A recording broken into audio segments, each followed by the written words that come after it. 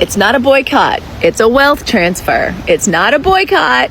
It's a wealth transfer. And there is a way for every Black woman on this app, doesn't matter your age, your experience, to participate in this mass wealth transfer. We thank you once again for all the support you guys have given us this weekend. Some of you guys have come very far to support us, and we definitely appreciate you, right? We appreciate everybody, whether you come from around the corner, you come far. But those people who've actually driven more than 20 miles and to get here 20, 30 minutes, 40 minutes in some cases, we thank you for real, because that means a lot. That means you're super intentional. Let's keep this up. This is our new vibe. We ain't doing this for no weekend. We ain't doing this for no Juneteenth. This is who we are. We are finally transferring the wealth back to our community so that our children can go to school and debt-free, so that we can become debt-free as parents, and also so that we can become debt-free as business owners. Our businesses should not be still in debt 3, 4, 5 years after we've opened. It is time that we transfer this wealth back to our community. Let's stick together. Let's band together. This is who we are. We are done just surviving. To y'all who keep asking why they so mad that we just decided to retreat our money, it's because this is our first direct deposit as Black people. It's a wealth transfer. All of that money that we were spending in their businesses are now going to Black businesses, Black techs. It's a wealth transfer. Congratulations. That's our first direct deposit. Let's keep it up. And this is not really a boycott. It's a permanent ban, because there is no way we're going to make this much progress and then start backtracking. We are doing a permanent transfer of wealth into the Black community. And do not worry about or concern yourself with the folks who don't want to join the movement, because there are some people who just will never stand for shit.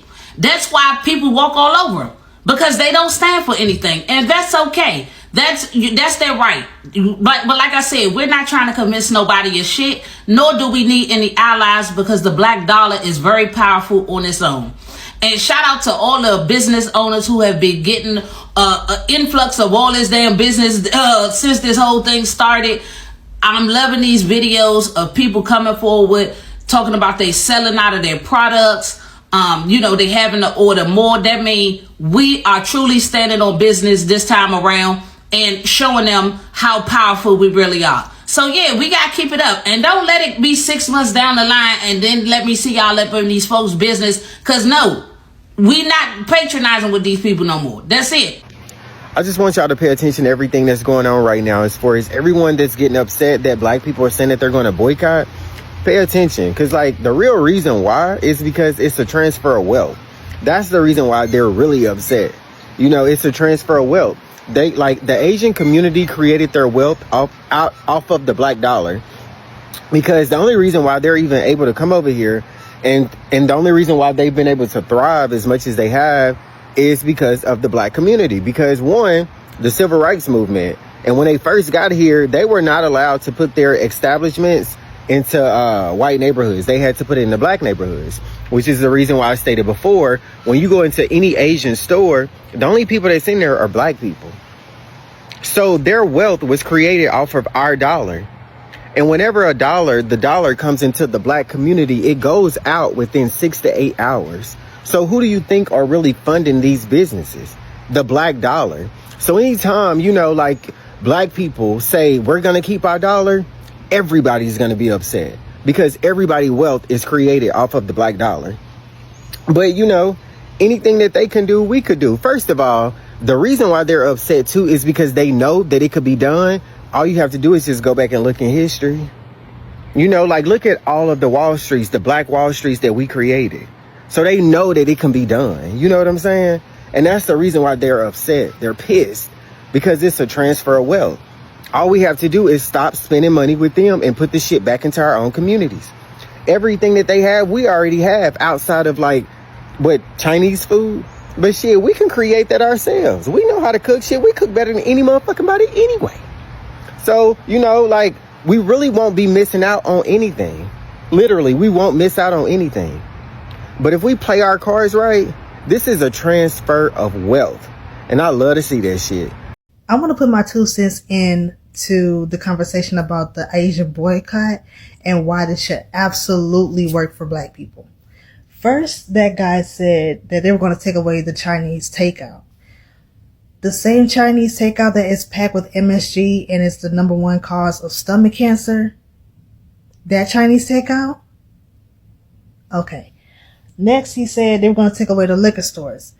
The same liquor stores that are full of inebriates that are going to mess up our mobility and our cognitive functions. Those liquor stores. All right. What else? He also said manicures and pedicures. So the same nail salons that use tools that grind our nail bed to paper thin before they put the acrylics or the other fake nails on, to consider our nails being done, they have to destroy our natural nail bed, and it takes months to restore when you keep them off for a while.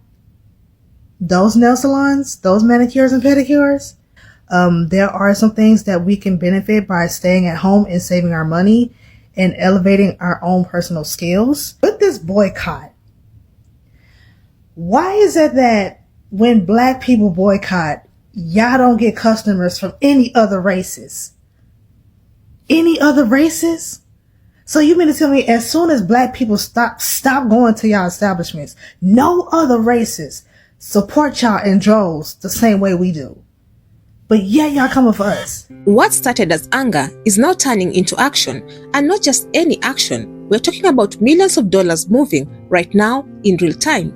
Black Americans are done calling it a boycott. They're calling it something else entirely, a wealth transfer. And the numbers are starting to back that up. Asian-owned businesses that depend heavily on black customers are reporting drops in foot traffic.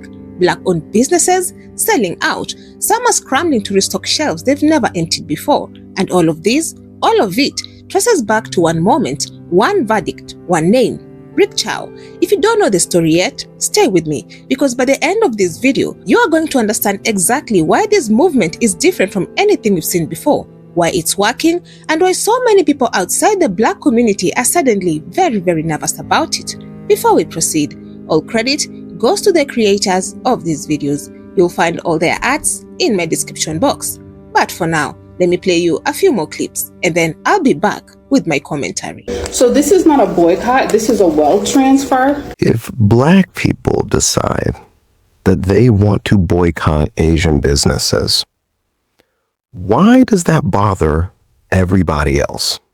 Because the first week that this was brought up, you saw all the videos of different Asian people being upset, talking their talk, because they didn't think we were serious. They thought that we were just like everybody else and would depend heavily on everything that they do, and that we wouldn't stand on business. They're finding out that's not the case. But now, as we're moving into the second and third week of this boycott, you got people from so many other communities talking about us boycotting Asian businesses. Last week I said we are surrounded. I said that and I meant it. Because any other time, in fact, 99% of the time, people come online or they get into their discussions and they will say, hey, black people, if you don't like how things work, go somewhere else. If you don't like how the country works, go somewhere else. If you don't like how a business, go somewhere else. If you don't like the situation, go somewhere else. That's what y'all say to us all the time. Am I wrong? Now, we have said collectively we're going to make that decision to go somewhere else. Y'all don't want us to bother you? We won't. Y'all don't want to make us feel welcome in your businesses? We won't come. Y'all don't want us in your neighborhoods? We won't go. Y'all want to build, like literally, they want to build entire communities like that one in Arkansas without us. Fine, go have it. But that's still not enough. Do y'all see the problem? It's still not enough. Because the truth is, and what these people are showing, what all these other communities are showing, is that they are the ones who desperately depend on us. Every last one of you. every other demographic in this country depends on Black Americans in order to achieve their goals. That's the only explanation that makes sense. Because y'all won't leave us alone. You just won't. And it's really because all of these people, right? And in particular, these people, but they have these very violent and very dark urges to harm us. They really do. Deep down, one of their dreams in life is to harm us. But see, they don't want to live with that. They don't want to acknowledge that in public. So they want to find a framework, a narrative, create the justification, create a situation, engage in reactive abuse techniques to stir us up. So then, and only then, they can come out on the other side and behave the way they've always wanted to behave. They can act on all those violent urges they've always had. And what they will be able to tell themselves and what they will tell the rest of the world is that they had to do it. Look how we've been behaving. They had to do it. So it's not a boycott. It's a blackout, a transference of wealth. We will not be going back to supporting these businesses at all. This is not new. This has been an ongoing thing for decades. Why act like this not Martin Luther King and the bus boycott? We've been riding that bus okay since that. We never, it's just time to just stop supporting people who don't fuck with you, period. I don't get, maybe, I don't know. I don't understand what it takes. But I don't want to see nothing else happen to any more of our children. We should just never go back. Let's go back to the beginning. Cyrus Belton, a young man unalived by Rick Chow, a store owner in what many in the Black community describe as yet another case of a Black life being treated as disposable and a justice system that looked the other way. The verdict landed like a match on dry wood because for a lot of Black Americans, this wasn't an isolated incident. It was a pattern of going into certain stores, spending money, keeping businesses alive, and still being treated with suspicion, disrespect, or worse, still being profiled, still being seen as threat rather than a customer. And this time, something shifted. Instead of protests, instead of marching, instead of hashtags that fade in a week, people started asking a different question. What if we just stopped spending, not temporarily, not as a 2-week statement, permanently? And that question spread faster than anyone expected. And here's where it gets interesting. And this is the part that a lot of mainstream media is completely missing. The language changed. Early on, people called it a boycott, but pretty quickly, voices across social media started pushing back on that word because a boycott historically has an end date. A boycott is a pressure tactic. You boycott until something changes and then you go back. This is something different. People started saying, we are not boycotting, we are redirecting. We are taking dollars that were flowing out of the Black community and routing them in. Every dollar that used to go to a business that didn't respect you, didn't invest in you, didn't protect you, that dollar now goes to someone who looks like you, someone who is building something for your community. That's not a boycott, that's a wealth transfer, and the distinction matters more than you might think. A boycott can be waited out. A wealth transfer cannot, because once people change their habits, once new businesses grow, once the Black community builds its own ecosystem of go-to spots, there's no reason to go back. The infrastructure changes, the behavior changes, and the money stays. And this is the part that is making people nervous. Not the anger, not the protest, the permanence. Now here's something worth sitting with for a moment. When these movements started picking up steam, who do you think pushed back first? You might expect it to be the businesses being boycotted. And yes, there was reaction there. But what was surprising, what a lot of people online pointed out, was how broadly the pushback spread. Far beyond just Asian business owners, people from all kinds of communities suddenly very concerned about where Black Americans were choosing to spend their money. And that reaction itself became a conversation because here's the thing, Black Americans have been told for decades, if you don't like something, go somewhere else. If a business doesn't treat you right, take your money elsewhere. That's basic consumer logic. That's capitalism working exactly as advertised. So when Black Americans collectively said, Okay, we will. Why did that cause so much panic? The answer, a lot of people argue, is economics. The black consumer market in the US is worth over $1.6 trillion annually. That is not a small number. That is not a niche market. That is an economic force that touches virtually every industry, every neighborhood, every business model built in or around black communities. And for a long time, much of that money has flowed outward into businesses that are located in black communities but not owned by black people, into products marketed to black consumers but not created by black entrepreneurs, into a system that profits enormously from black spending power while returning very little of it. So when that money starts moving, when it starts staying inside the community instead of leaving, people notice. Businesses notice. All economic systems notice. That's the real reason the reaction has been so strong. It's not about loyalty. It's not about culture. It's about money and who controls it. So the big question, the one you actually came here for, is it working? The early science says yes. Black-owned businesses across the country have been sharing their numbers, reporting surges in new customers, sold-out inventory. Some business owners who have been grinding for years with modest but stable customer bases are suddenly overwhelmed with demand. Orders they used to fulfill in a day are now taking a week because volume has jumped so dramatically.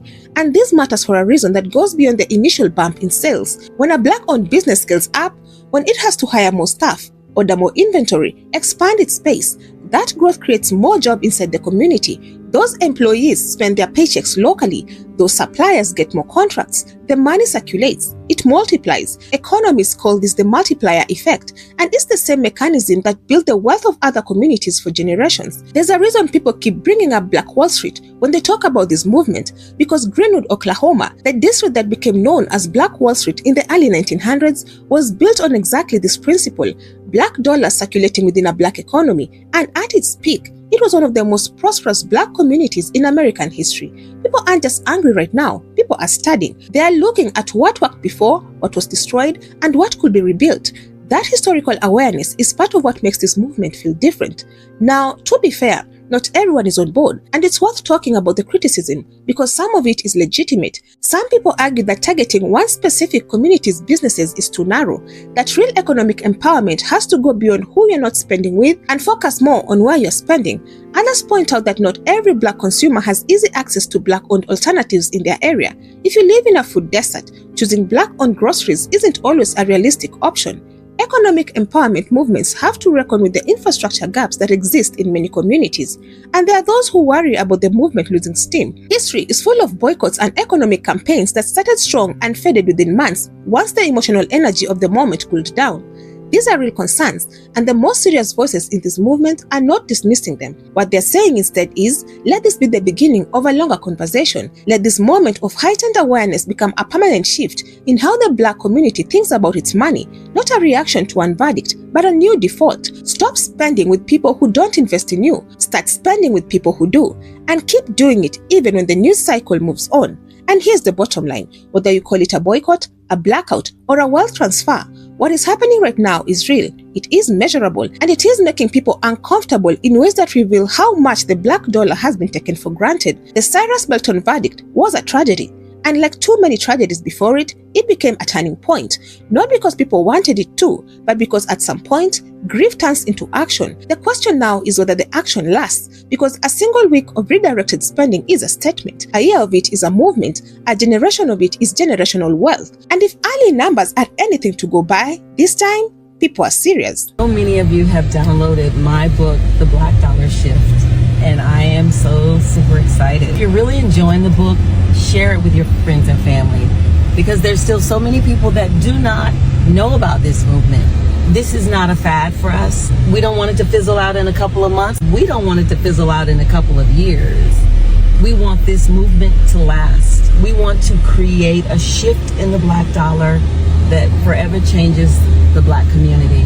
We want everyone to know what the black dollar shift is. I'm so proud of us, and we deserve it. So again, thank you so much for supporting my black business. Let's shift these black dollars. So what do you all think? Have you personally shifted any of your spending since this movement started?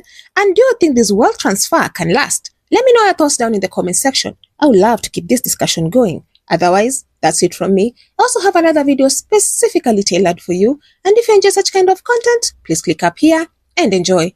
Also, consider subscribing, liking and sharing because it helps me grow my channel and helps YouTube recommend this video to a wider audience. But for now, thank you so much for watching. And until the next time, the Joy Report out.